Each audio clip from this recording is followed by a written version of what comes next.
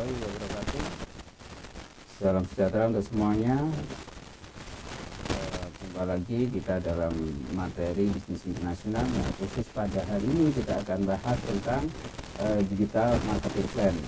Jadi untuk UMKM yang ingin daya saing di dalamnya, kita nanti akan menemukan satu produk mana yang punya daya saing secara global.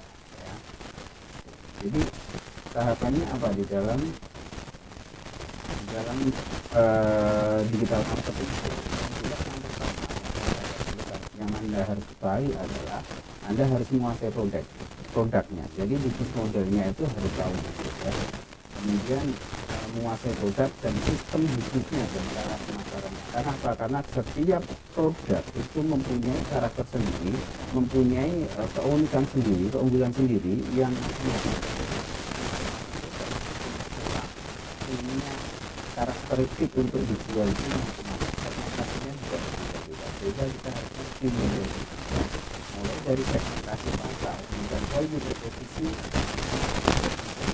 dan harus tahu strategi yang apa supaya nanti antara produk yang kita punya sesuai dengan dan tentunya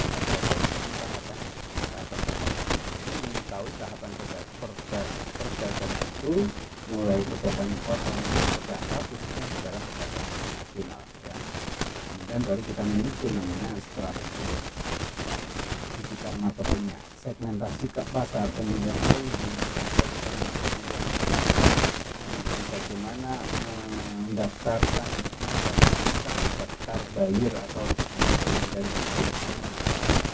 membuat strategi pemasaran yang tepat terhadap produk yang tepat. Kemudian juga di digital marketing kita membuat pola pemasaran, membangun tim, ya. Kemudian juga juga tentunya kita juga pemasaran.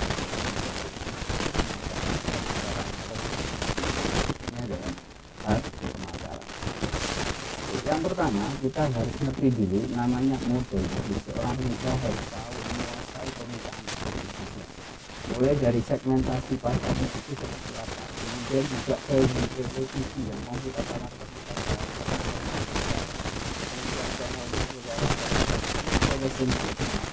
dengan customer itu bagaimana menjalin hubungan baik dengan customer. Kita coba bikinkan namanya sistem untuk membuat bisnis itu bisa diduplikasi oleh tim kita, ya. Kemudian juga key resources, sumber daya yang kita miliki itu apa, kemudian aktivitas bisnisnya harus kuasai, ya. Mulai dari produknya atau suppliernya itu dari mana, sehingga nanti pengiriman sampai ke tangan buyer itu prosesnya seperti apa, kita harus menguasai, paling tidak menguasai, walaupun nanti kita menunjuk orang-orang tertentu untuk melakukan eksekusi dari sisi bagian-bagian tertentu, gitu, ya. Jadi itu perlu kita tahu, tapi nanti dalam eksekusinya tentunya kita harus ada namanya partnership-nya, ya. Partnership yang kita gunakan atau kita jadikan partner itu siapa? Mulai dari partner penyediaan produk sampai nanti shipping atau pengiriman, sampai nanti bagaimana kita berkomunikasi dengan buyernya, partnershipnya seperti apa, atau kerjasama pembayarannya dan seterusnya dengan buyer itu seperti apa. Nah, itu kita harus tahu, ya. Kemudian berikutnya adalah revenue stream sama cost structure. Ini masalah keuangan, cash flow keuangan dari bisnis internasional atau bisnis ekspor. Cost structure-nya itu seperti apa, kemudian revenue stream-nya itu kita mendapatkan laba, mendapatkan uang itu dari mana saja. Nah, itu nanti kita bahas di revenue stream. Atau paling tidak seorang pengusaha itu harus ngerti pos-pos atau cost yang harus kita keluarkan dalam bisnis itu apa saja dan berapa, kemudian pendapatan yang mungkin bisa diterima oleh usaha kita itu dari mana saja, ya. Tuh. Kemudian yang kedua, segmentasi pasar itu kita harus ngerti dulu masalah customer profile kita itu seperti apa, ya. Jadi kita harus berorientasi dari customer. Customer kita mintanya apa, itu yang kita layani. Mulai dari kualitas produk, kemudian jadi dari legalitas ya, kemudian spesifikasi, bahkan dari customer dia minta yang seperti apa sehingga customer itu merasa puas terhadap produk kita. Itu kita harus gali. Sehingga yang kita sediakan, value yang kita sediakan itu harus fit dengan atau harus connect, harus klop dengan apa yang customer minta. Itu kita bahas di bisnis model canvas yang ada hubungannya dengan value preposisi yang dikoneksikan dengan customer profile-nya ya. Nah, dalam tahapan perdagangan umum ya, itu ada beberapa tahapan mulai dari persiapan produk, yang pertama adalah menemukan value preposisi atau keunikan atau keunggulan dari produk kita, kemudian jenis produk berdasarkan undang-undang itu seperti apa, kemudian persyaratan produk masuk suatu negara, karena berbeda negara itu juga berbeda perlakuannya, berbeda juga persyaratannya, sehingga kita harus tahu persyaratan kirim ke Malaysia, kirim ke Bangladesh, kirim ke Eropa itu seperti apa. Maka kita harus tahu persyaratan-persyaratan umum dan persyaratan-persyaratan khusus yang mereka butuhkan ya. Kemudian tahap berikutnya adalah pemasaran yang akan kita bahas lebih lanjut di sini ya.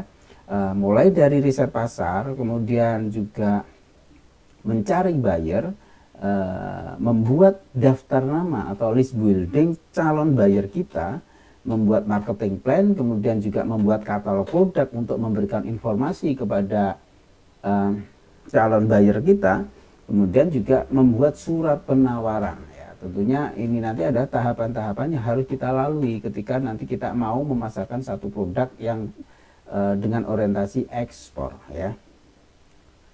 Kemudian baru kita pengiriman kita pilih udara atau pilih laut. Nah ini nanti kita juga akan bahas, ataupun mungkin di pertemuan ini tidak akan kita bahas, tapi kita harus tahu tahapan berikutnya adalah pengiriman lewat laut atau udara. Kalau laut tentunya kita nanti berpartner dengan perusahaan-perusahaan pengiriman laut dan seterusnya. Kemudian masalah pembayaran menggunakan transfer atau online payment atau LC ya, itu nanti bisa kita pilih ataupun bisa kita carikan kesepakatan dengan buyer kita, apakah mereka menggunakan LC, apakah menggunakan transfer secara langsung ataukah menggunakan online payment ya. Kemudian kita itu ya tahapannya, kita coba fokus di pemasaran. Nah, pemasaran digital itu seperti apa sih? Pemasaran digital atau digital marketing itu adalah salah satu kegiatan pemasaran atau promosi suatu brand atau produk yang menggunakan media digital atau internet ya. Mulai dari riset, mengetahui data produk dan customer, kemudian database, membuat list customer, kemudian membuat marketing channelnya, pola pemasaran menggunakan apa yang sesuai, tentunya harus disesuaikan. Kita memasarkan yang paling efektif itu lewat apa? Apakah menggunakan website, apakah menggunakan sosial media, ataukah menggunakan bentuk video di YouTube dan seterusnya. Nah itu harus kita temukan dulu pola-pola yang tepat untuk pemasaran produk kita.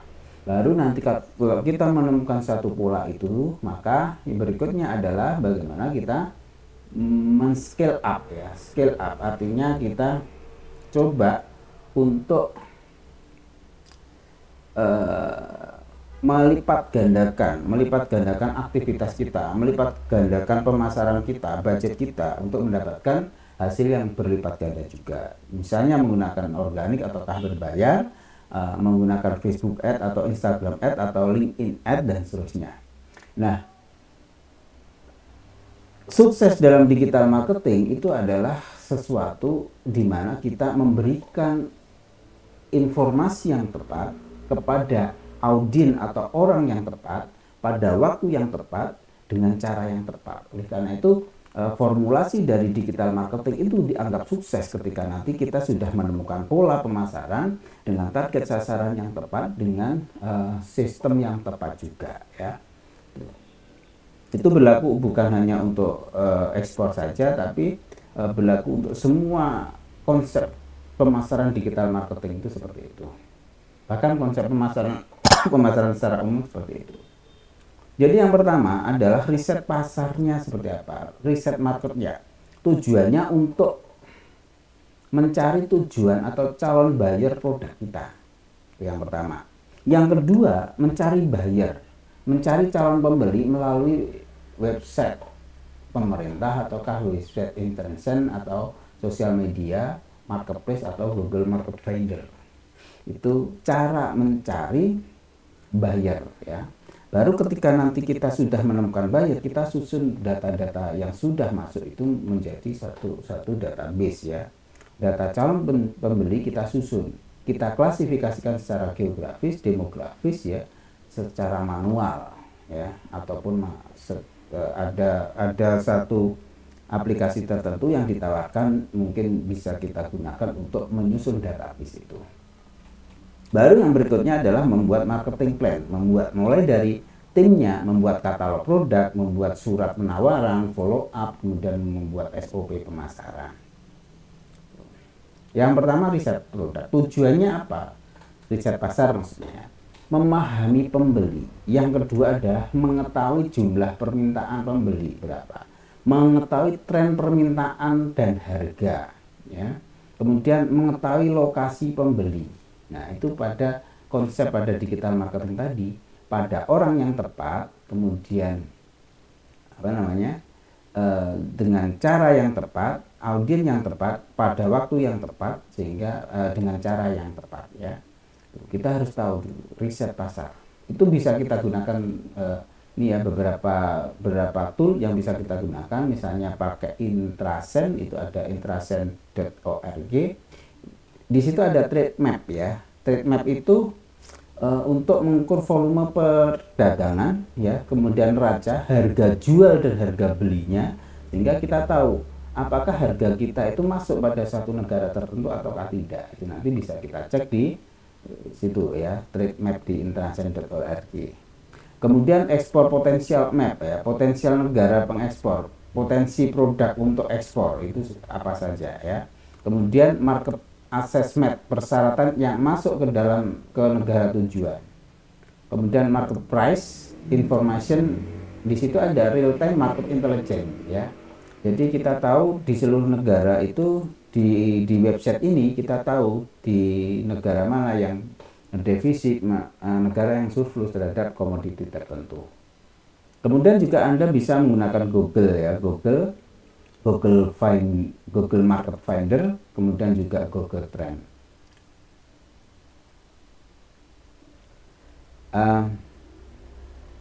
Selain itu Google Trend itu untuk mengetahui tren pasar suatu komoditi tertentu pada wilayah tertentu. Kalau Google Market Finder itu mendapatkan data dan wawasan tentang pasar potensial terhadap produk Anda.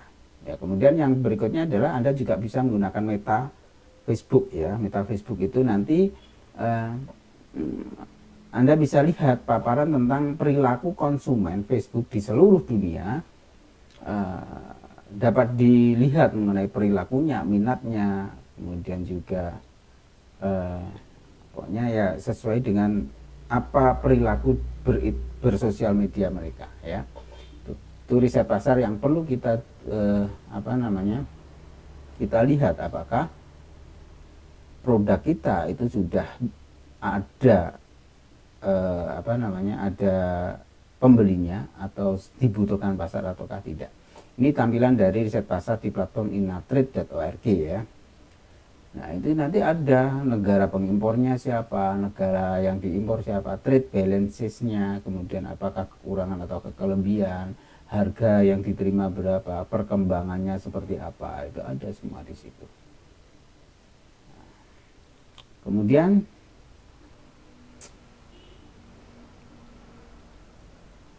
ini adalah Google Trend ya. Google Trend itu untuk mengetahui tren dari komoditi tertentu pada wilayah tertentu ya. Contohnya jenang sama Pak Kambil. Permintaan ternyata lebih banyak jenangnya ya itu. Nah, kemudian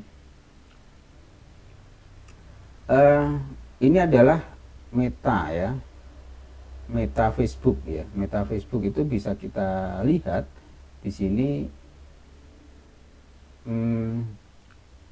komposisi dari calon audien kita itu seperti apa, yang minat di bidang misalnya kopi itu siapa saja, di daerah tertentu itu berapa saja, laki-laki perempuan secara geografinya ya, jenis kelaminnya juga bisa kita targetkan. Nah, ini websitenya mungkin bisa Anda coba juga di sini ya. Tuh, jadi riset itu sangat membantu atau memegang satu hal penting ya, satu hal yang penting untuk membantu kita dalam hal penetrasi pasar ya. Kemudian yang kedua, mencari buyer. Tujuannya apa? Jadi menemukan data calon buyer. Data-data yang ada di dunia itu seperti apa? Kita coba cari. Nah, kemudian menemukan metode online yang dapat mencari calon buyer. Kemudian menemukan posisi calon buyer itu sendiri. Yang pertama menggunakan sosial media misalnya. Menggunakan LinkedIn, kemudian menggunakan YouTube atau Google Map ya. Misalnya Anda ingin cari perusahaan yang pengimpor ya di daerah India misalnya. Ketika aja importir India di Google Map itu nanti kan ada importir tentang kopi misalnya, nanti di Google Map sudah disediakan di situ. Anda tinggal masukkan data-data itu dalam bentuk file seperti ini ya. Jadi menyusun database yang pertama, kedua ya, dan seterusnya. Nah, ketika kita sudah menentukan target pasarnya, baru kita membuat surat penawaran ya. Promotion toolnya seperti apa? Penawaran email ya. Email kalau di luar negeri itu masih sangat familiar, sehingga kita coba buatkan namanya email yang resmi ya, tentang produk kita, tentang background kita ya, tentang kapasitas produksi kita ya. Kemudian juga siapkan juga konten video, websitenya untuk filling order. Website itu saya kira untuk informasi awal itu sangat perlu ya. Jadi ketika orang nanti ingin melihat company profile, kita cukup tampilkan website kita yang bisa menjelaskan tentang produk kita dan company profile yang kita miliki. Kemudian juga siapkan tools media, sosial media, FB, Instagram, LinkedIn, dan seterusnya ya. Kemudian kalau misalnya secara offline, kita bisa membuat company profile, kemudian daftar nama, brosur, kemudian testimoni pelanggan, foto pameran, kemudian foto dengan buyer, kemudian clipping media ya. Tuh. Baru setelah itu kita membuat namanya template surat dan penawaran. Yang pertama surat perkenalan, introduction letternya, surat permintaan permintaan dari surat permintaan penawaran ya. Kemudian surat negosiasi, negotiation letter. Yang ketiga adalah surat konfirmasi. Itu kita bikin template-nya saja. Jadi nanti Anda bisa cari template-template surat perkenalan, surat penawaran, surat konfirmasi ya. Kemudian berikutnya adalah alat komunikasi. Kita memilih apa? Alat komunikasi yang kita ambil itu apa saja ya?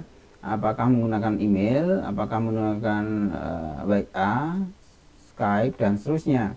Ya, jadi kita bisa milih sesuaikan dengan calon buyer kita. Buyer kita itu familiar di mana ya? Familiar dengan platform komunikasi apa ya? Kita coba mengikuti lah keinginan dari buyer kita yang paling sesuai, paling cocok dan paling nyaman kita berkomunikasi itu lewat mana ya. Tuh. Kemudian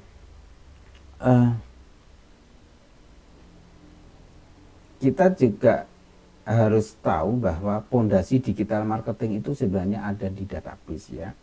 Jadi kalau misalnya kita jago Facebook, jago Instagram, jago YouTube dan seterusnya, jangan melupakan namanya database, karena apapun aktivitas online kita itu harus fokus ke database. Misalnya di Facebook kita sudah promosi sana sini ya, ada penjualan di situ. Tapi kadang kita melupakan data yang masuk itu merupakan aset kita. Mungkin mereka bisa kita follow up lagi untuk menjadi pelanggan-pelanggan yang loyal.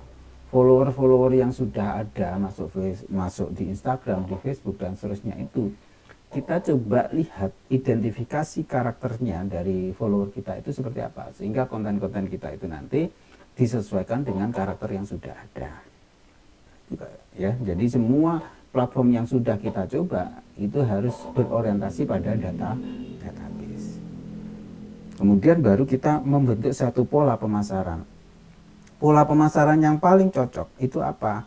Kalau komoditi saya misalnya arang briket, itu polanya seperti apa? Kalau komoditi saya itu makanan, itu pola pemasarannya seperti apa? Itu harus kita temukan. Kita tidak bisa langsung membuat pola yang sama dengan produk yang berbeda ya, karena masing-masing itu punya karakter sendiri dan harus ada trial error juga ya, ada apa namanya, uji coba ya. Kita mulai berasumsi, diuji coba, baru kalau kita sudah uji coba beberapa platform, menemukan satu platform atau pola tertentu, baru kita scale up di situ. Nah, hubungannya dengan scale up, kita harus setiap aktivitas bisnis kita harus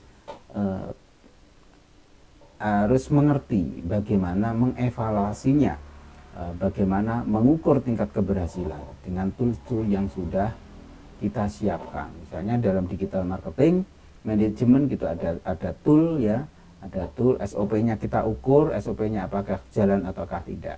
Kemudian list building control system, kita harus targetkan mulai dari target daftar nama sampai follow up dari dari customer service kita untuk calon-calon customer, calon-calon buyer. Kemudian ada tools otomatisasi. Nah, itu nanti kalau misalnya kita sudah mengelola banyak banyak customer ya, kita butuh namanya tools juga ya. Kemudian tentunya ketika kita berbisnis digital atau pemasaran digital, konten itu adalah hal yang paling krusial ya, karena dengan konten itu kita bisa menginformasikan tentang keunggulan produk kita kepada customer, maka di situ nanti harus dikelola dengan baik konten manajemen ya. Itu. Oke, itu yang bisa saya sampaikan tentang digital marketing untuk ekspor dan untuk perdagangan global. Tentunya digital marketing itu pada prinsipnya, pada dasarnya itu sama, cuma nanti kita berorientasi pada tool risetnya, produknya, tool risetnya, kemudian cara untuk memasarkannya seperti apa. Oke, dari saya itu aja. Terima kasih atas perhatiannya. Assalamualaikum warahmatullahi wabarakatuh.